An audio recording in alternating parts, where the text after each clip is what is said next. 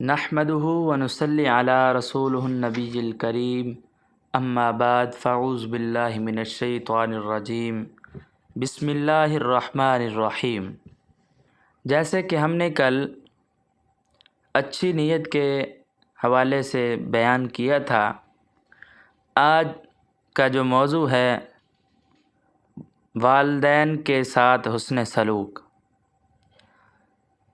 حدیث میں آتا ہے، حضرت عبداللہ بن مسعود رضی اللہ تعالیٰ عنہ روایت کرتے ہیں کہ میں نے حضرت صلی اللہ علیہ وسلم سے پوچھا کہ اللہ تعالیٰ کو سب سے زیادہ کون سا عمل پسند ہے؟ آپ صلی اللہ علیہ وسلم نے فرمایا، وقت پر نماز ادا کرنا۔ میں نے پوچھا، اس کے بعد کون سا عمل پسند ہے؟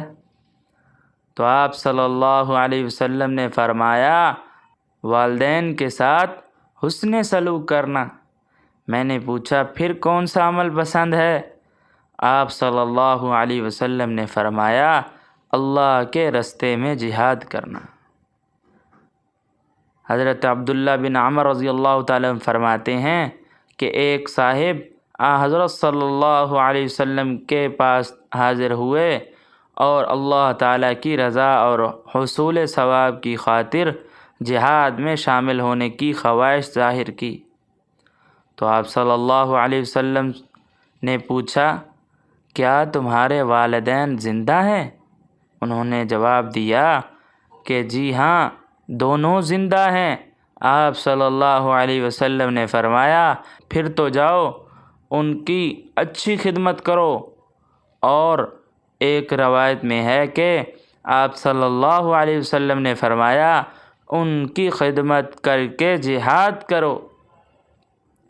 ان احادیث سے معلوم ہوا کہ اگر والدین کو خدمت کی ضرورت ہو تو جب تک جہاد فرض عین نہ ہو جائے اس وقت تک ان کی خدمت میں مشغول رہنا جہاد میں جانے سے بھی افضل ہے۔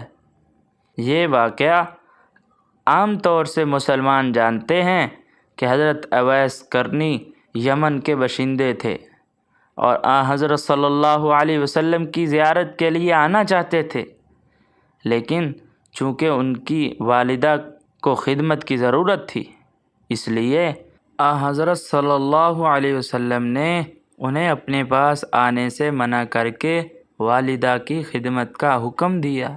حضرت صلی اللہ علیہ وسلم کی زیارت نہ کر سکے، لیکن والدہ کی خدمت کے بدولت اللہ تبارک و تعالی نے ان کو وہ مقام بخشا کہ بڑے بڑے صحابہ اکرام بھی ان سے دعا کرواتے تھے۔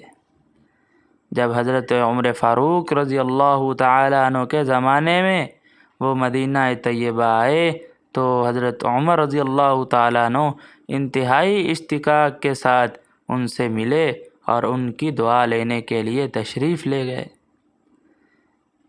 یا اللہ اس مضمون کو ہم سب کی اصلاح کا ذریعہ بنائے، آمین برحمتک یا ارحم الراحمین۔ وآخر دعوانا ان الحمد للہ رب العالمین۔